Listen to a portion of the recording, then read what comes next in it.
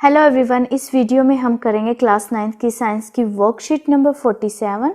ये worksheet chapter number 6 tissues से ली गई है और आज का जो मेन टॉपिक है हमारी वर्कशीट का वो है एपिडर्मिस। आज हम एपिडर्मिस के बारे में डिटेल स्टडी करेंगे। In this worksheet Gyan asked to जिज्ञासा दीदी, how are plants able to protect themselves. Gyan जिज्ञासा से पूछता है कि दीदी जो प्लांट्स है वो अपने आप को कैसे प्रोटेक्ट करते हैं।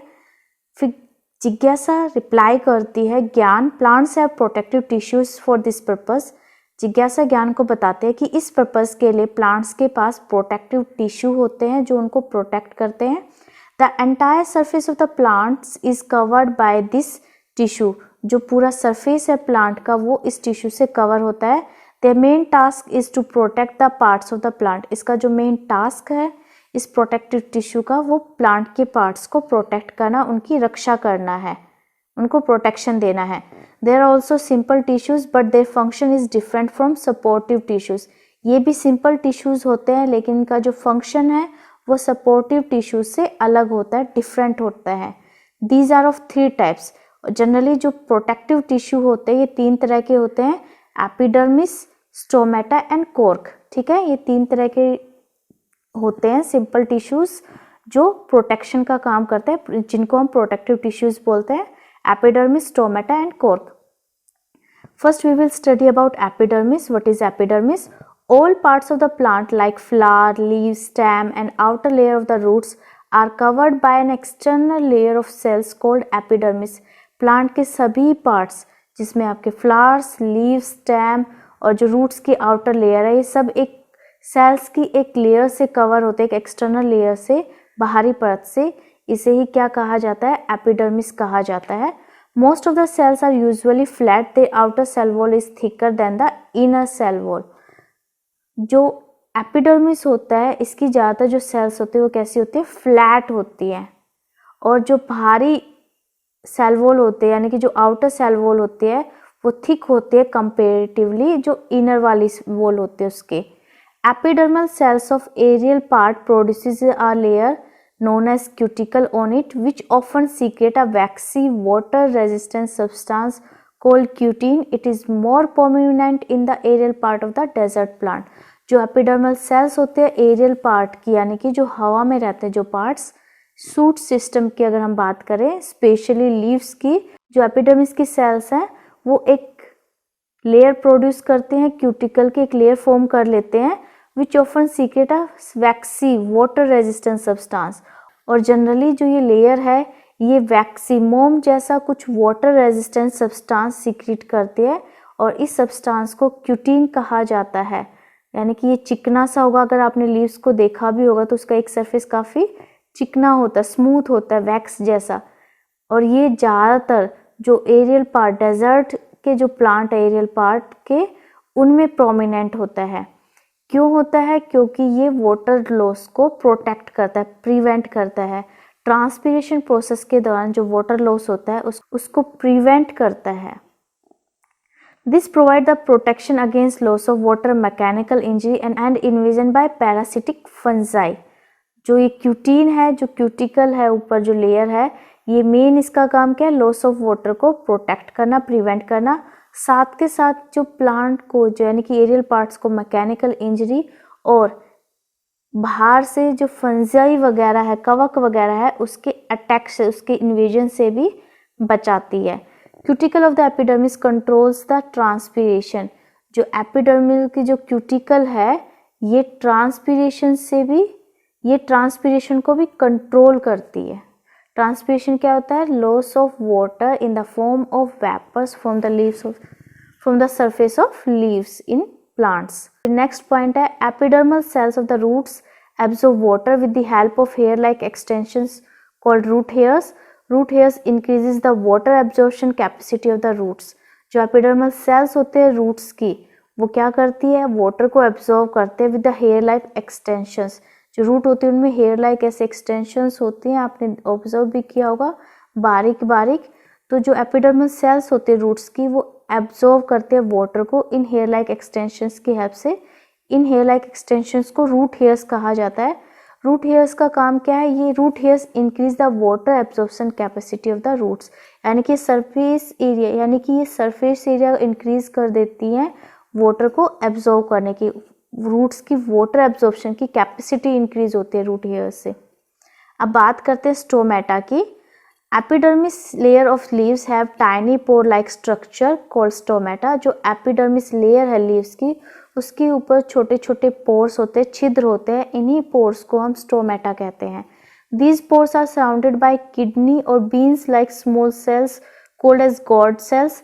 जो ये पोर्स होते हैं ये बीन लाइक, यानी कि राजमा लाइक आप कह सकते हैं, किडनी की शेप जैसी स्मॉल सेल्स से सराउंडेड होते हैं, जिन्हें हम गार्ड सेल्स कहते हैं। इनको गार्ड सेल्स कहा जाता है।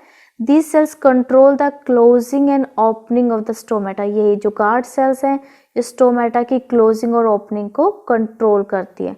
Function of stomata is to exchange the gases from the atmosphere. जो मेन फंक्शन है स्टोमेटा का वो है गैसेस एक्सचेंज, कार्बन डाइऑक्साइड को अंदर लेना और ऑक्सीजन को बाहर छोड़ना, और वाइस वर्सा भी होता है, ठीक है। एटमोसफेयर से एक्सचेंज करना गैसेस का इसका मेन फंक्शन है। And second function they also help in transpiration, और जो स्टोमेटाज हैं ये ट्रांसपिरेशन में भी हेल्प करते हैं। तो आप यहाँ पर ऑब्जर्व भी कर सकते हैं, लीफ सरफेस है इसका, एपिडर्मल सेल्स आप देख सकते हैं, ये स्टोमेटाज हैं इस पे बारीक बारीक जो आपको नजर आ रहे हैं, और ये आपको गार्ड सेल्स नजर आ रही होंगी, और ये पोर है। अब बात करते हैं कोर की या कैम्बियम की। As the plants grow older the tissues on the outer layers of roots and stems become hard and convert into cork।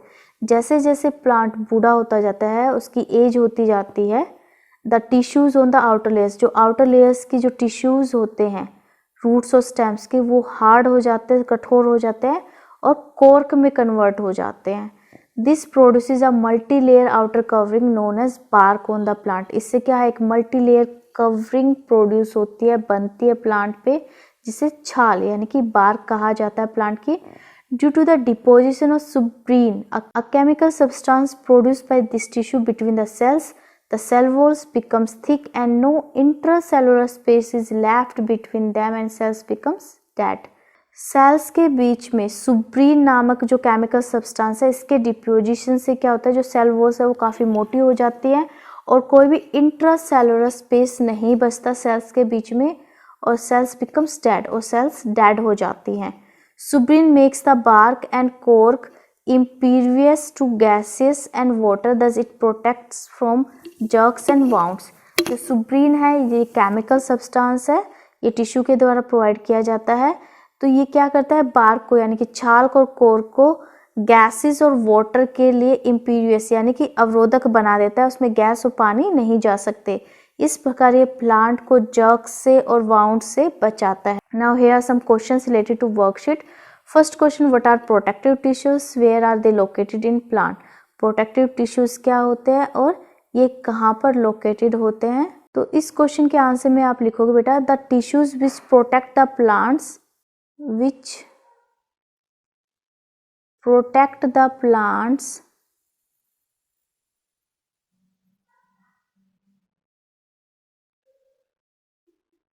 ठीक है, आर कॉल्ड प्रोटेक्टिव टिश्यूज।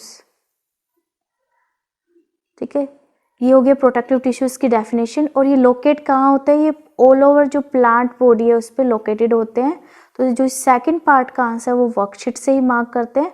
तो फर्स्ट पार्ट का आप देख लीजिए पहले, the tissues which protect the plants are called protective tissue, यहाँ से आप फिर क्वेश्चन में से लिखेंगे।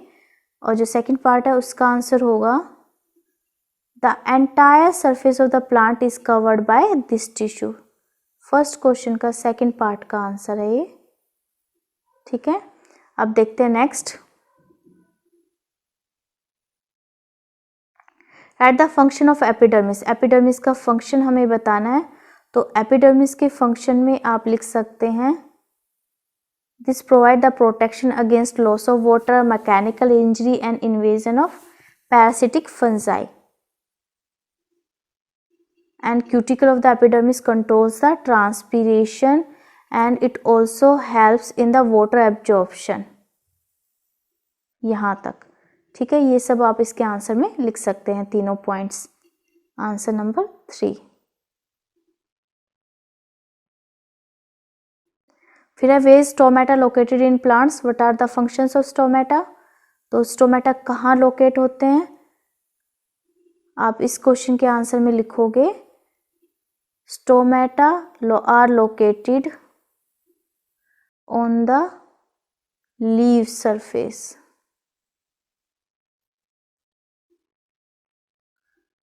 या तो आप ये लिख लीजिए in plants, on the leaf surfaces in plants. तो क्वेश्चन नंबर 3 का आंसर होगा stomata are located on the leaf surfaces of plants या इन प्लांट्स। और फिर इसके फंक्शंस पूछे गए हैं, तो ये 2 इसके फंक्शन हो गए।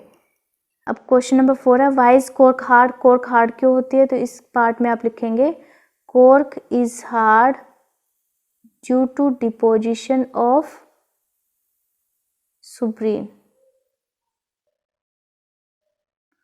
डिपोजिशन ऑफ सुब्रीन, ठीक है। सेकंड पार्ट इसमें क्या है, सेकंड पार्ट इसने कहा है what benefits do plant get due to this. इसकी वजह से प्लांट्स को क्या बेनिफिट है, तो इस पार्ट में आप ये लिखेंगे पार्ट सेकंड का आंसर। फोर्थ का suberin makes the bark and cork impervious to plants and water, thus it protects the plant from germs and wounds, ठीक है। ये इसका बेनिफिट हो गया। और यहाँ पे आपको कोविड से रिलेटेड एक मैसेज दिया गया है to stay safe in the fight against कोविड-19 वियर अ मास्क। मास्क पहनिए अगर आपको कोविड से बचना है। सो बेटा thanks for watching this video, please like share and subscribe my channel. Thank you.